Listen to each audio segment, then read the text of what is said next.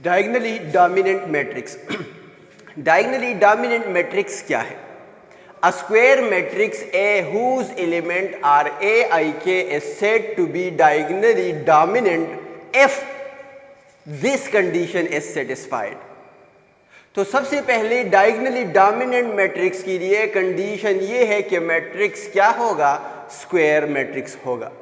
तो square matrix, अगर आपके पास मैट्रिक्स स्क्वायर है तो उसके बाद हम देख सकते हैं कि आया ये डायगनली डोमिनेंट है या डायगनली डोमिनेंट नहीं है। यानी मैट्रिक्स जो हमें गिवन हो, मैट्रिक्स डायगनली डोमिनेंट हम चेक करना चाहे तो सबसे पहले हम ये देखते हैं कि उसके नंबर ऑफ रोज और नंबर ऑफ कॉलम सेम है या नहीं। अगर उसकी नंबर ऑफ रोज और नंबर ऑफ कॉलम सेम हो तो वो मैट्रिक्स स्क्वायर होगा और वो डायगनली डोमिनेंट तब होगा जब ये कंडीशन सेटिस्फाई करती हो। A square matrix A whose elements are a i k, हमारे पास एक स्क्वायर मैट्रिक्स परस करे ए है और उसके एंट्रीज ए आई के है तो वो मैट्रिक्स डायगनली डोमिनेंट है अगर डायगनल वैल्यू की absolute value greater than or equal हो the sum of absolute values of non diagonal values. यानी इसका मतलब ये है कि आपके पास डायगनल वैल्यू का डायगनल वैल्यू एब्सोल्यूट करने के बाद अगर greater than or equal to आती हो नॉन डायगनल वैल्यू की एब्सोल्यूट करने के बाद उसका अगर हम सम मालूम करें और अगर वो less than or equal to diagonal value आ जाए तो उसको हम क्या कहेंगे? डायगनली डोमिनेंट कहेंगे। ये हम इस एग्जांपल में डिफाइन कर सकते हैं आसानी से। यहाँ ये हमारे पास डायगनल वैल्यूज है। अब फर्स्ट रो में डायगनल वैल्यू क्या है? 10 है, तो 10 की एब्सोल्यूट वैल्यू हमेशा क्या होगी? 10 होगी। अब non diagonal values first row में -1, -2 और 4 है। -1 को एब्सोल्यूट करने के बाद -1, -2, -4 को एब्सोल्यूट करने के बाद 8 कर लो तो ये हमारे पास 1 + 2 + 4 बन जाएगा और इसका रिजल्ट क्या आएगा? 7। तो यानी डायगनल वैल्यू ग्रेटर है किससे?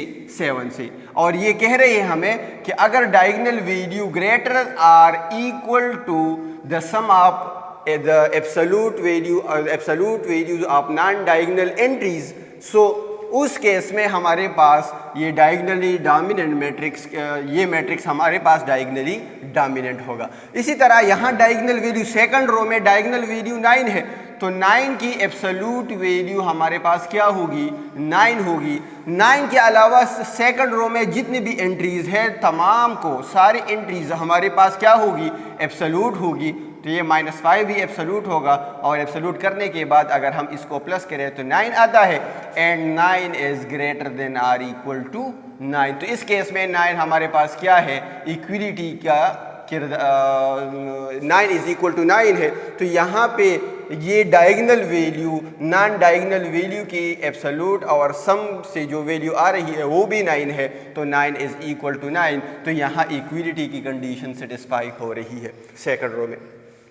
इसी तरह थर्ड रो में हमारे पास डायगनल एलिमेंट 6 है और नॉन डायगनल एंट्रीज जो है 1, -1, -2, 1, 1, 2 को जब हम ऐड करते हैं तो 4 आता है and 6 is greater then 4।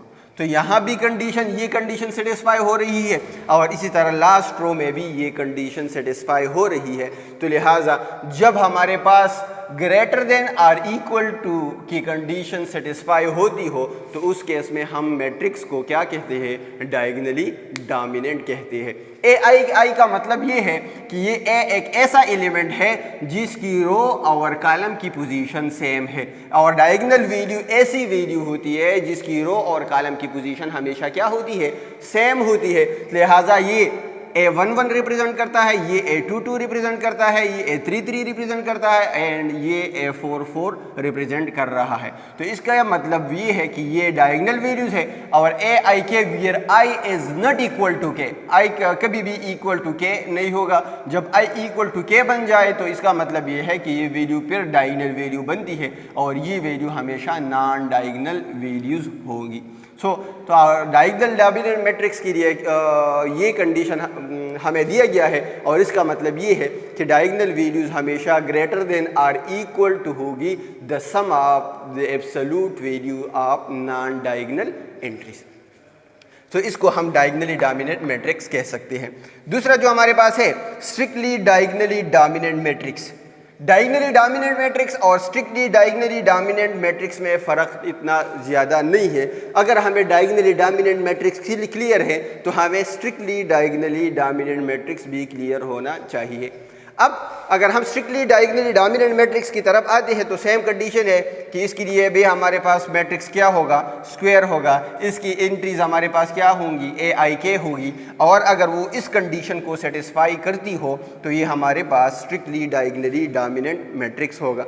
Diagonally dominant और स्ट्रिक्टली डायगोनली डोमिनेंट में फ़र्क ये है कि स्ट्रिक्ट डायगोनली डोमिनेंट मैट्रिक्स में यहाँ इक्विलिटी भी अगर हो तो हम उसको डायगोनली डोमिनेंट कहते हैं।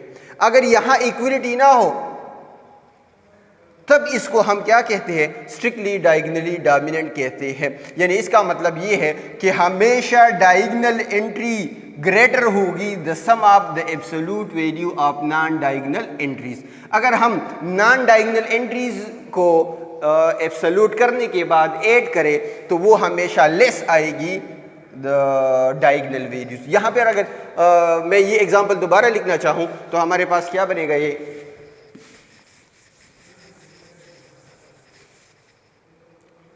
तो ये हमारे पास 10, तो जहाँ 10 1 माइनस 1 2, यहाँ पे हम लिख लेंगे 6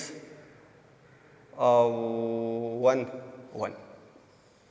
तो अगर ये हमारे पास 0 बन जाए तो इस केस में ये हमारे पास क्या है, स्ट्रिक्टली डायगोनली डोमिनेंट मैट्रिक्स होगा। यहाँ पे डायगोनल वैल्यू ग्रेटर है, यहाँ पे डायगोनल वैल्यू 4 और 1 को ऐड करने के बाद ग्रेटर होगी।